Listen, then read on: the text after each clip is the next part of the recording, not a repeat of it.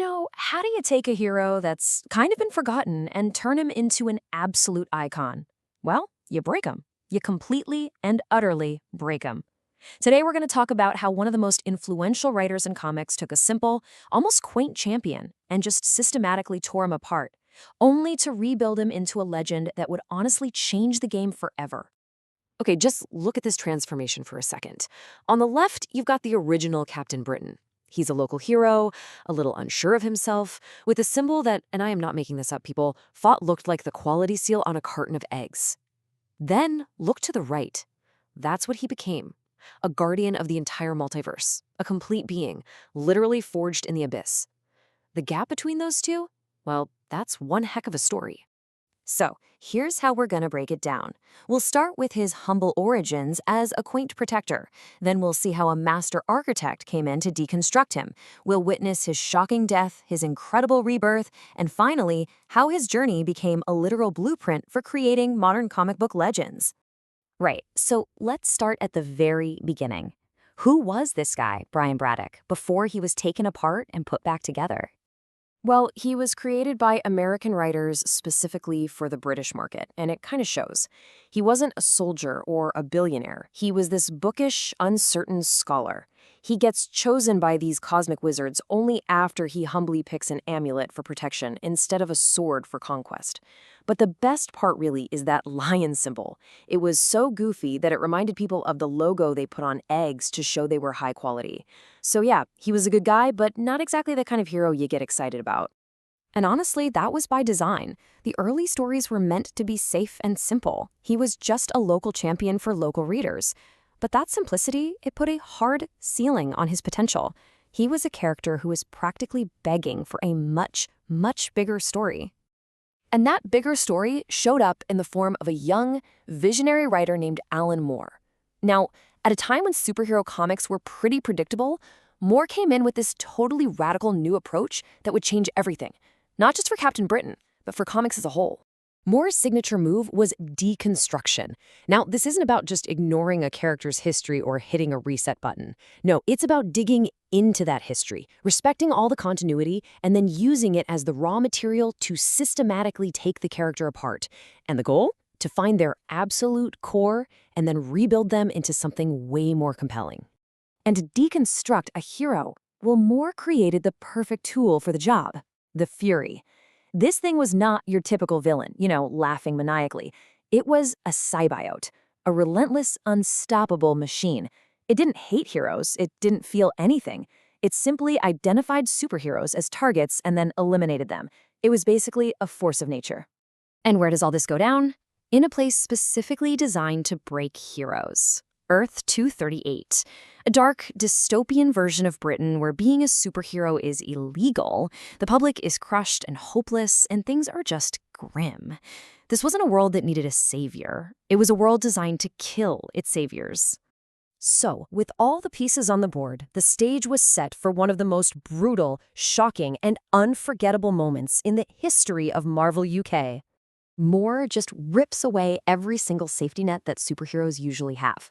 First, his powerful cosmic ally, Saturnine, just bails on him, teleports away without a word.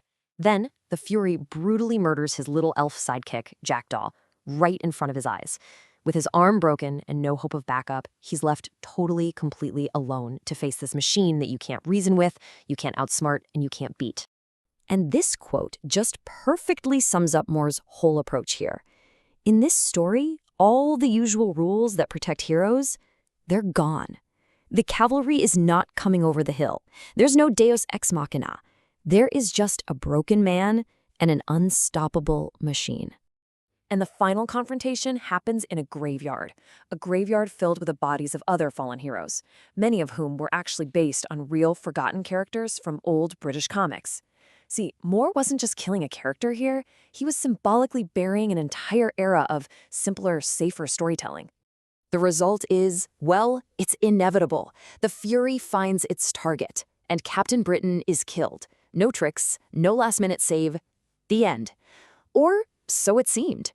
Because in a story this smart, death isn't just an ending. It was a necessary part of the transformation. It was a passage through the abyss to become something more. So his cosmic patrons, Merlin and Roma, they retrieve his essence. But they don't just magically bring him back to life like nothing happened. No, they completely rebuild him, piece by piece, forging a brand new being from the ashes of the old one.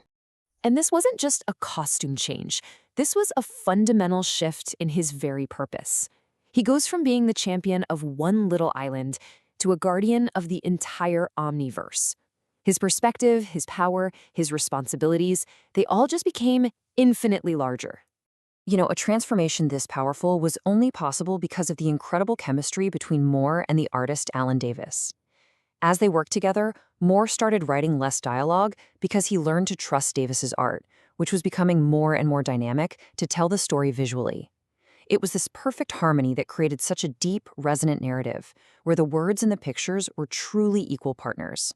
So why does this pretty obscure story from Marvel's UK division still matter so much today? Because it literally became a foundational text, a blueprint for how to create modern legends. And here it is, the blueprint that Moore perfected right here and would later use on his most famous works, like Swamp Thing and Miracle Man. Step 1, deconstruct the character. Break them down to find out what makes them tick. Step 2, respect their history. Use it as raw material. And finally, Step 3, rebuild them into something stronger, more complex, and way more interesting than they ever were before. But this was never just a story about superheroes.